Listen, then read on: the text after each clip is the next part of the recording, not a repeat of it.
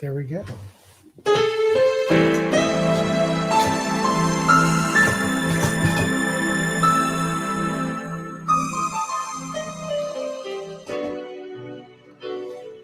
Hi, I'm Jay Skinner, and this is the pre-show at the Buyers and Sellers show.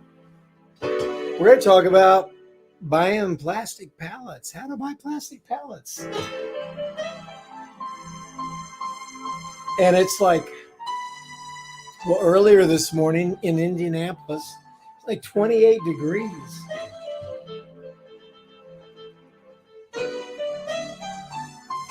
Made me think of summertime.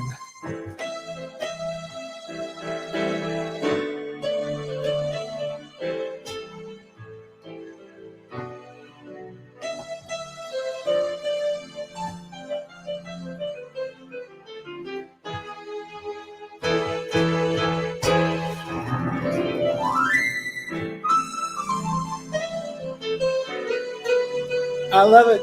I'm so glad. We're just taking a few minutes here for people to get on board. So, little baby. Well, don't you cry.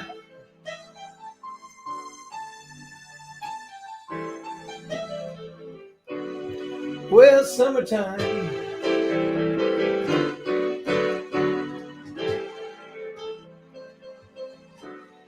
This is the Buyers and Sellers show, the pre-show. I'm Jay Skinner, and we come on every Friday morning live on Facebook, Twitter, YouTube, and LinkedIn. Whole variety of topics. Check out my playlist on any of those places. You should be able to find all the shows. Probably the most comprehensive and easy to one look at is the PDT Associates YouTube channel. And we have a playlist just for these shows. Makes it easy to find and go through all this stuff.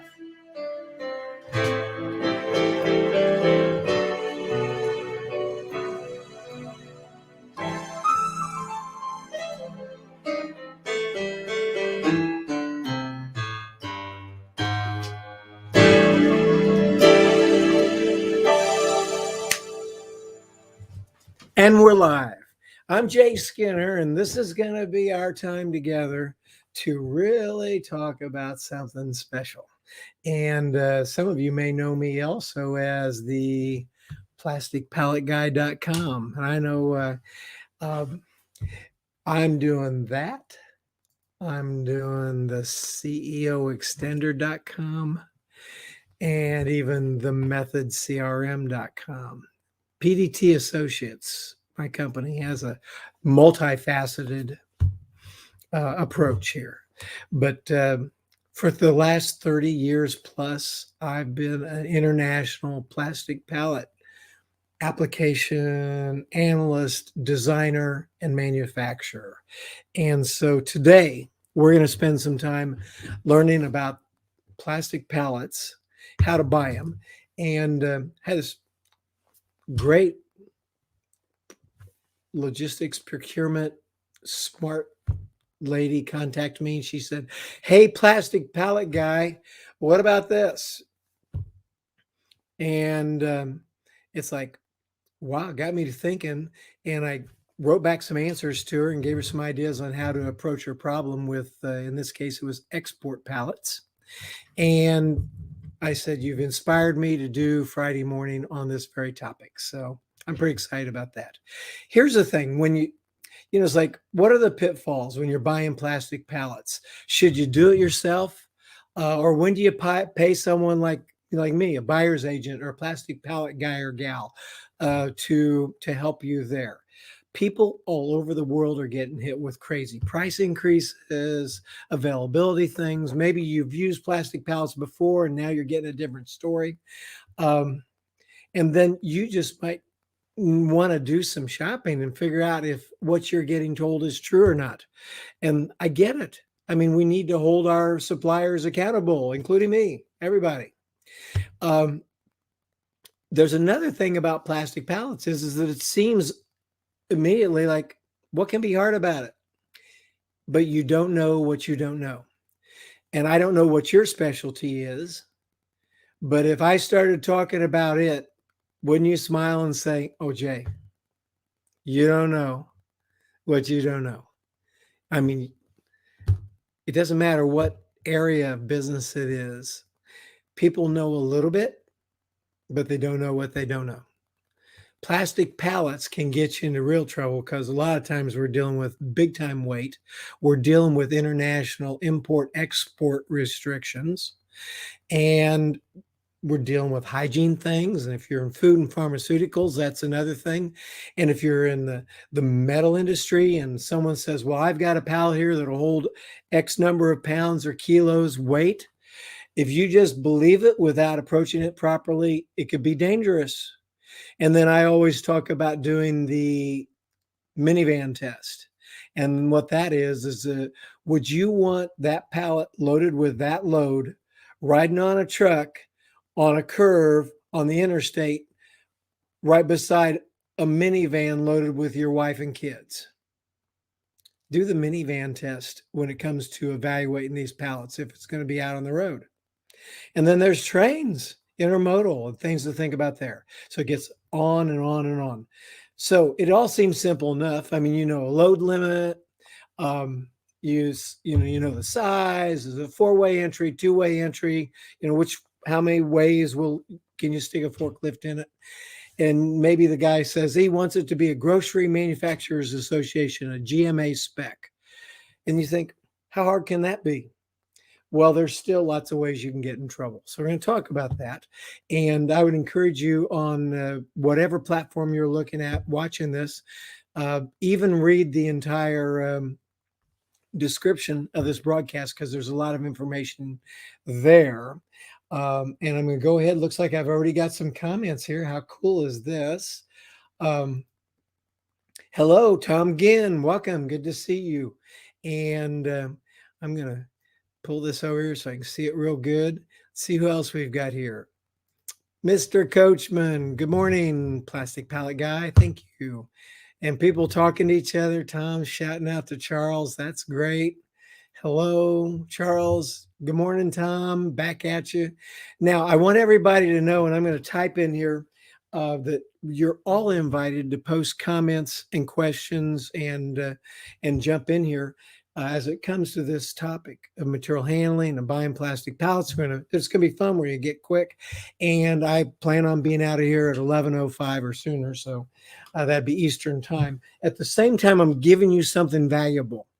Every time I do this, it's super important to give you something that you can take home and use or take to the office and use. And so I want you to see this, www.theplasticpalletguy.com. Let's make sure it's there. And I'm going to hit that, and that'll post it up on different locations. Hello, Sharon. Good morning. And Sharon, it's another week.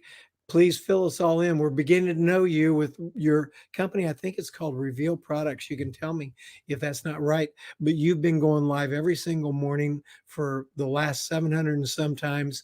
And the big grand finale, I don't know if you'll really quit going live, but the contest between you and a couple other people in your business is going to be a drop dead go live right after Christmas. So where are you with that? I'd sure love to know. And I'm real proud of you. Keep doing it.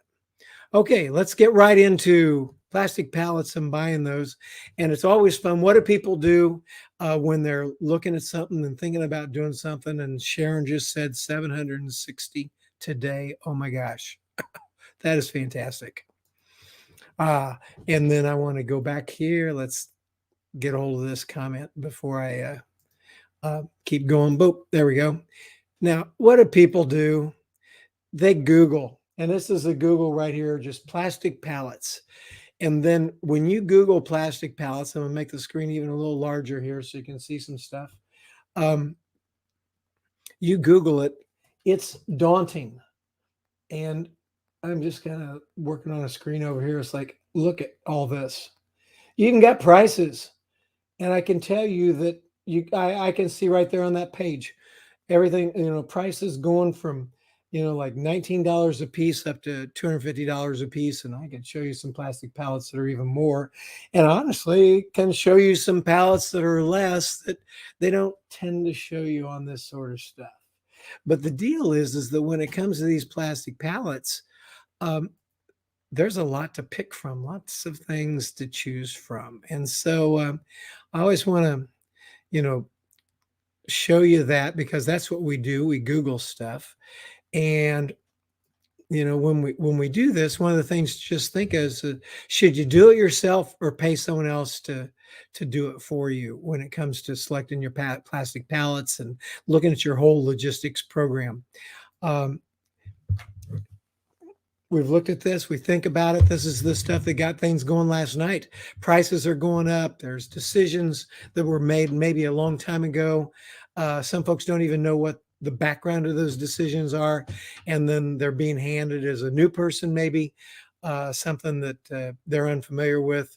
And maybe not only do they not know the background of the decisions that were made for the plant, but they don't necessarily have the technical pallet know-how. Wood, plastic, whatever.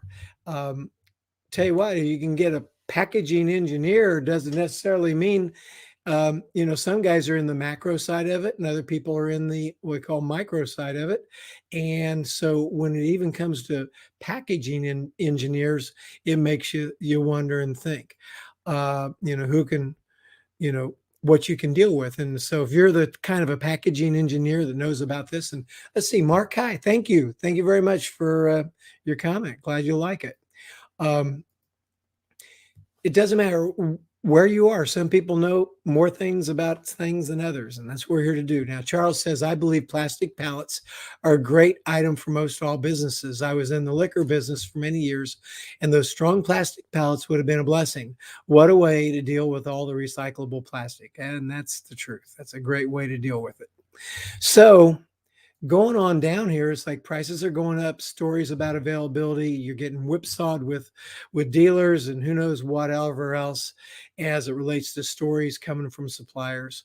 I mean, right now you may be running into some really weird things with your plastic pallets or your wood pallets, and you don't know what you don't know. We talked about that for sure. So you got load limit, size, four-way, two-way entry, and you want to be a GMA. And then as soon as you do that, and let's just look at this for a minute. So I'm going to say, well, I'm going to GMA wood pallets. You can see what GMA wood pallets look like. Right there's an example. It has a big opening on the short side if it's a 48 by 40 inch pallet, which for those of you in Europe and other places, that'd be approximately 1,200 by 1,000 about. Okay, we're in that neighborhood. But we're talking about a 4840 type GMA pallet, and you can see what it looks like. It's got room for forklift into the two long sides and forklift and pallet jack or a hand truck or whatever people call it that you pump like this by hand, or maybe you have a riding device goes into the short side. But then when you type GMA plastic pallet, look what you get. These pictures still don't look exactly like that. There are very few plastic pallets that look anything like this wood pallet over here. That's an official GMA pallet. So with all that in mind, like you got to do it yourself. Sounds like a great idea, but you got to accept the risks associated with doing it yourself. And there's so many gotchas in there. And I talk about gotchas that what looks like a simple decision that you must be careful and test.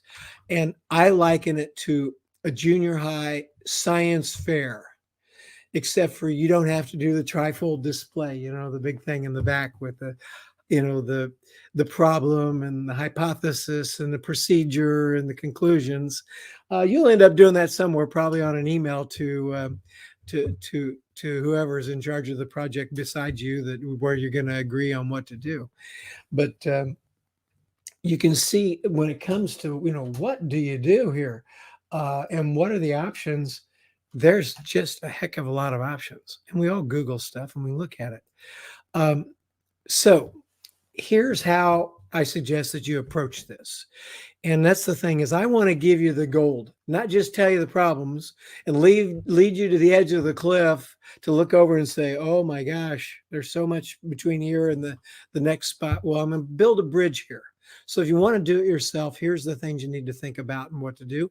And if you don't want to do it yourself, of course, give me a call or call someone else that you know and trust, or within your organization, find out if you've got generally speaking, be a mechanical packaging engineer or somebody that's specialized in pallets.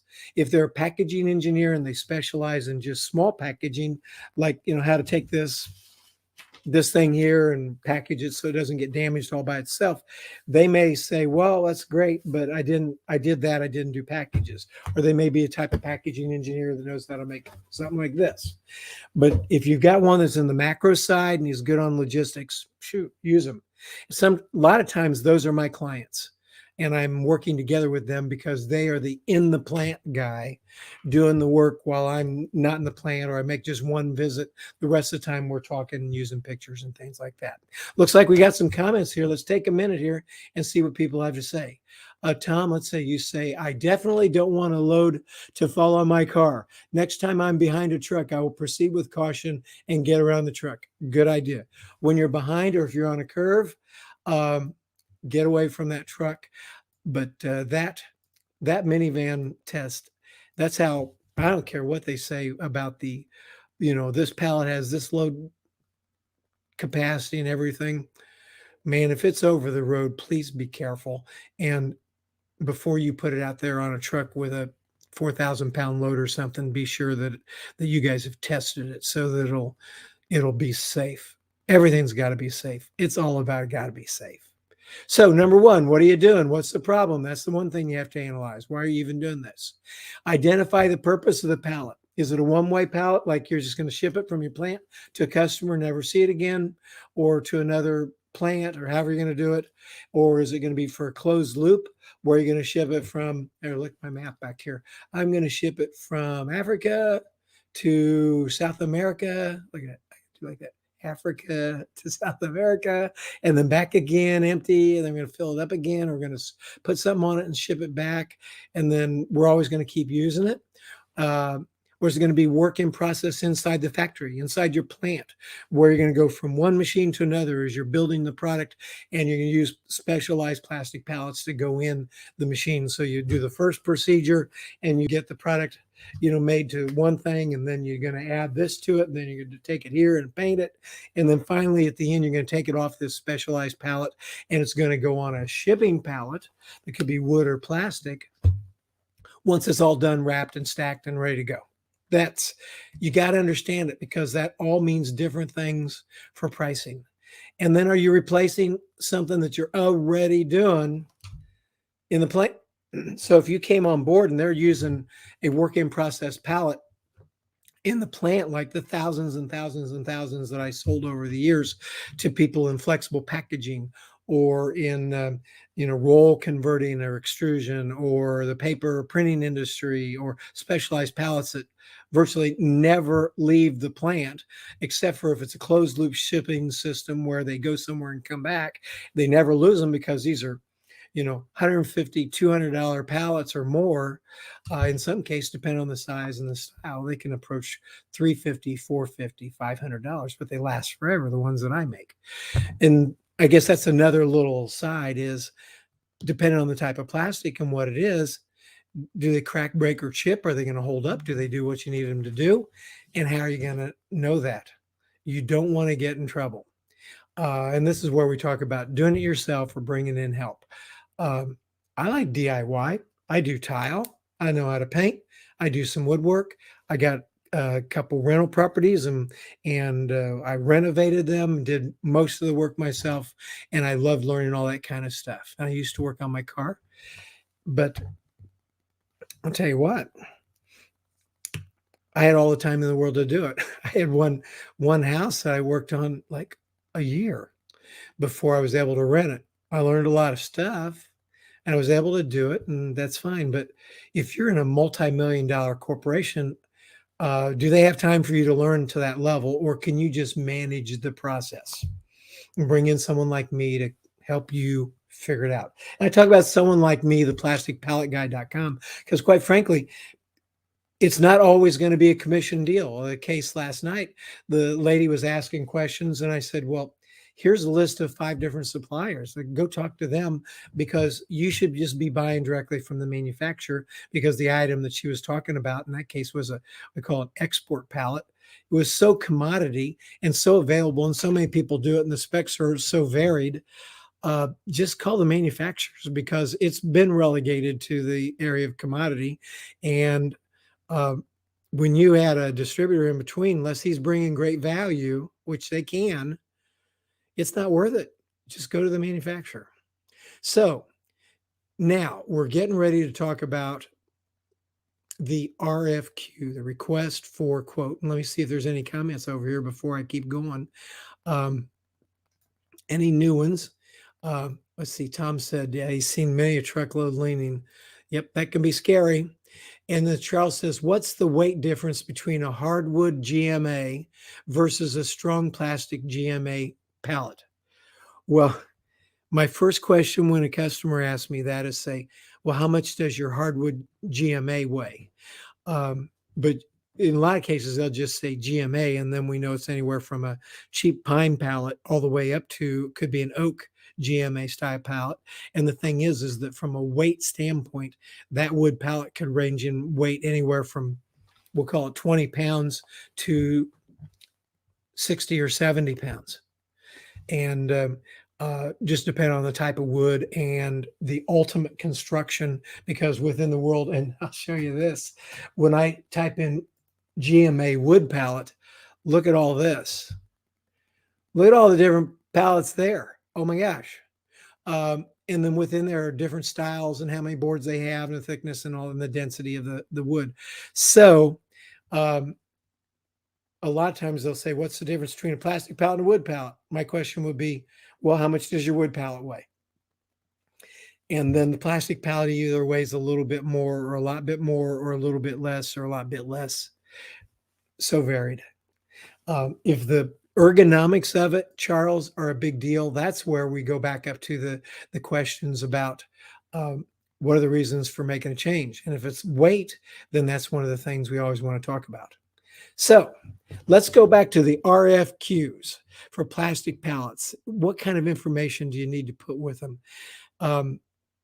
Not just length, width, and height, but you need to get that in there. Length, width, and height, maybe, especially if that height is important to what's going on in the process. Description of the loads, how many stacked, wrapped, handled, what the conditions look like, how you multiple stack them, what's the environment, if there's temperature or humidity issues, what is on the pallet, what's the actual product.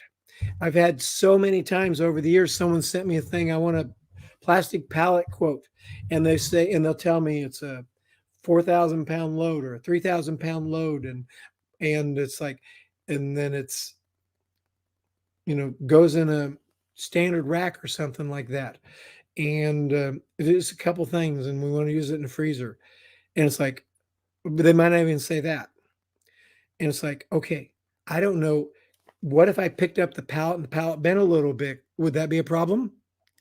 I mean, is there a problem with a little bit of give in a pallet? I don't know that there is, but there might be, depending on your type of load. So how's it stacked and wrapped, and what product is in there? And if it's a bunch of metal parts, is there going to be a point load? Okay, and you just kind of keep going on and on and on. If a pallet has a stated capacity of, they call it the dynamic or moving capacity of 4,000 pounds, for instance, but all the weight is right there in the middle of that pallet, right there in the middle, right there. And it's going to drive a hole right through it like that. That's 4,000 pounds driving a hole through a pallet that's supposedly supposed to hold 4,000 pounds. Well, you didn't mention it needs to be all spread out and wrapped in such a way that the load is not concentrated. See, that's the stuff you have to think about.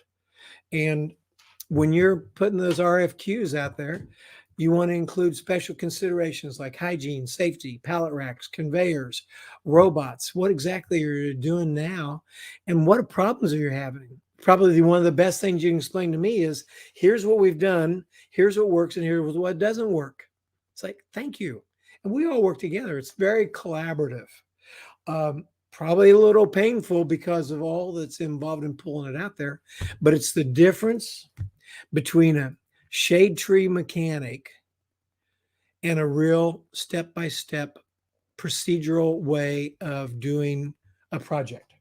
And I wanted to show you that here. And by the way, when it comes to these pallets, I'm going to flip over here.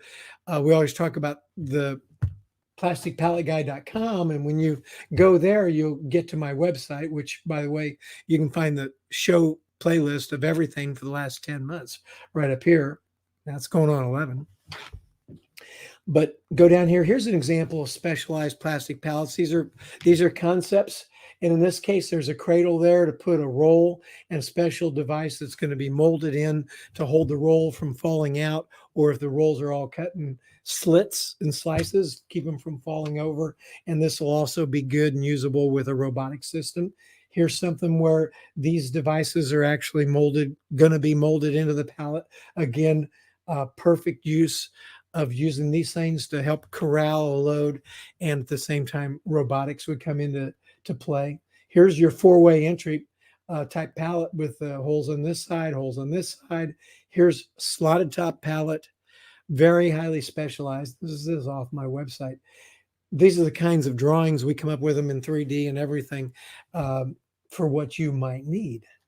Anyway, going back to our step-by-step approach. Here's your actions.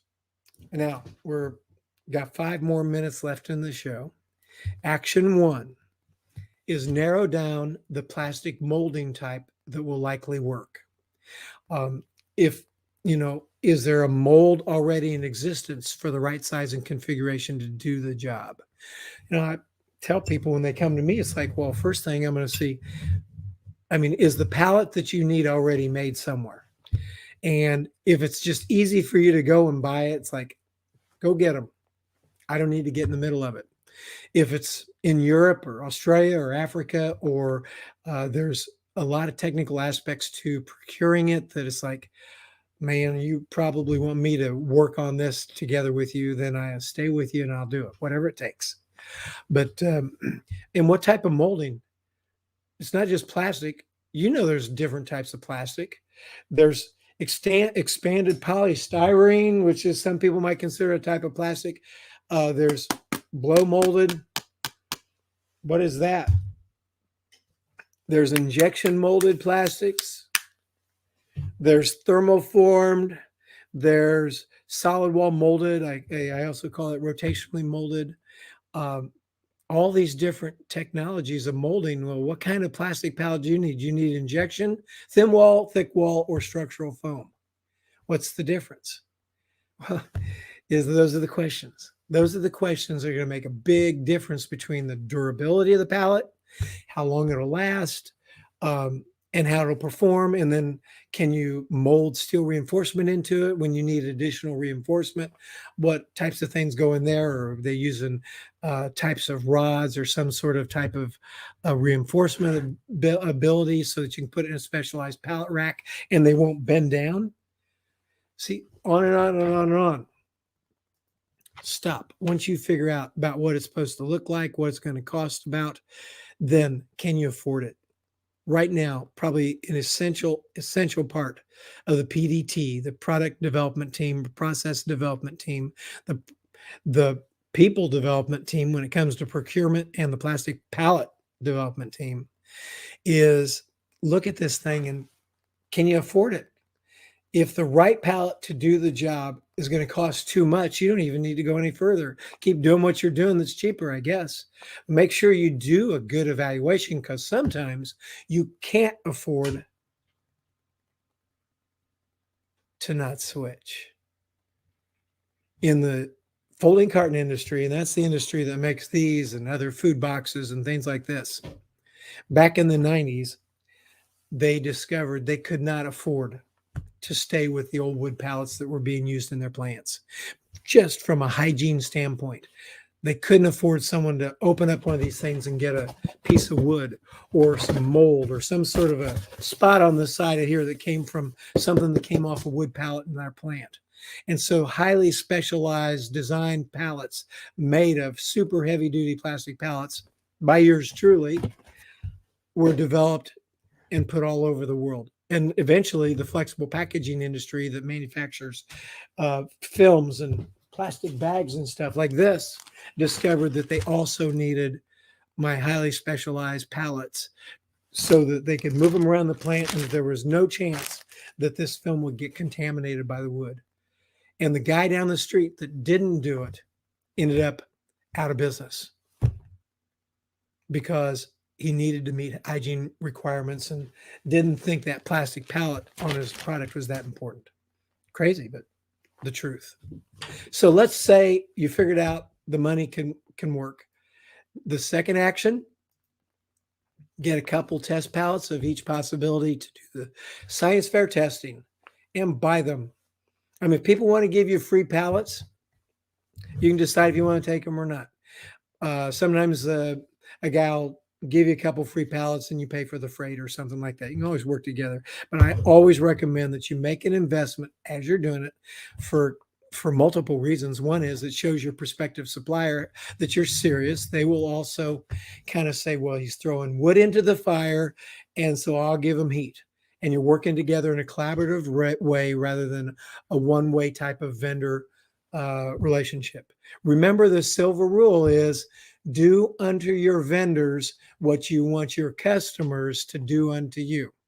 And if you want your customers always asking for free stuff for them to test, asking you, then you ask other people. I mean, just kind of like karma. I suggest, like what I do when I go to the grocery store or anywhere else with vendors, I don't beg for a free product.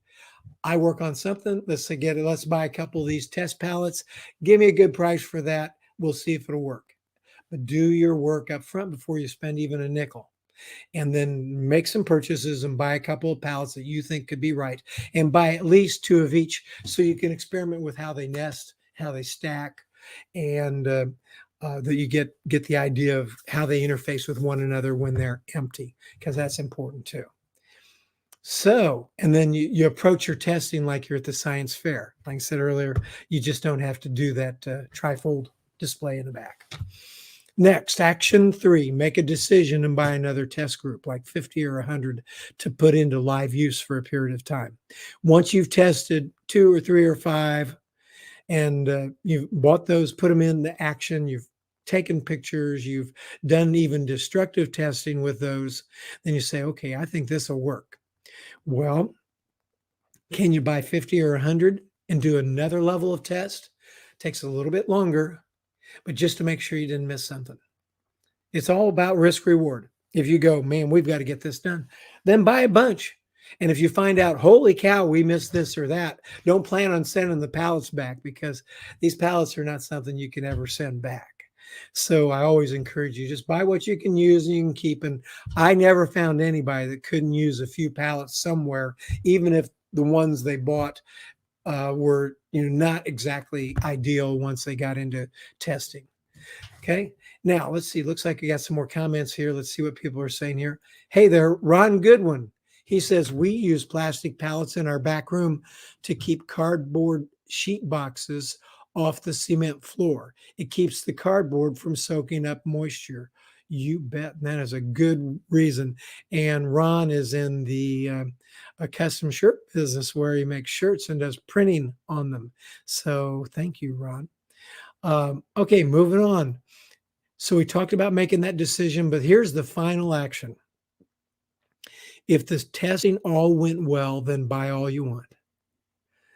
Look critically during all this at all the elements, including cracking or breaking and what caused it, so you're not surprised 6 months down the road. And that's where I do recommend in this testing phase here, especially here, pay attention to cracks, breaks, chips, damage to the pallet, and decide if that's acceptable to you. You can buy some pallets, like what they call export pallets, that you're lucky they'll get from here to your customer and not be broken somehow, somewhere. but it's sufficient to get it there. There's different levels of export pallets from strength. Then there's other levels of types of pallets that are made other different ways, and maybe they're good for 6 to 18 months of continuous use, back and forth, back and forth, back and forth. And there's other pallets like the ones I sold the most of over the years that you can anticipate if it's the right pallet under the right circumstances and everything's put in position like it's supposed to be. It's not unusual for someone to walk into a plant 10, 15, or 20 years later and see those plastic pallets still functional, still working beautifully, dirty, scratched up, maybe sliced in different places probably, but quite functional. So you pay for what you get. Sometimes you pay too much for something that doesn't do so well. So you got to make sure. That's why the testing phase is so important. You do this, you're going to be a happy camper. And that's how you buy plastic pallets. Everyone, I want to tell you, thank you so much for taking this time with me. I mentioned earlier, do unto your vendors as you want your customers to do unto you. And I encourage you to think about that. And certainly, if you want to get in touch with me, I'm very available. Just go to theplasticpalletguy.com. That's a great place to go. And you'll see my information. There's a page up here that says more about you. Go there. You'll find my information. I'm going to check one time, see, make sure I didn't lose or miss anybody, any comments here. It's like, oh, we're in good shape. Thank you, everyone, for coming. Have a great day, a great weekend. I'll be back next Friday at 10:35 with more Buyers and Sellers Show. I really appreciate your support. In the meantime, have a great day. Well, I'm going to Kansas City. Kansas City, here I come. I kind of like that song. Well, I'm going to Kansas City. Oh, Kansas City, here I come. Got some crazy little pallets. I'm going to get me one.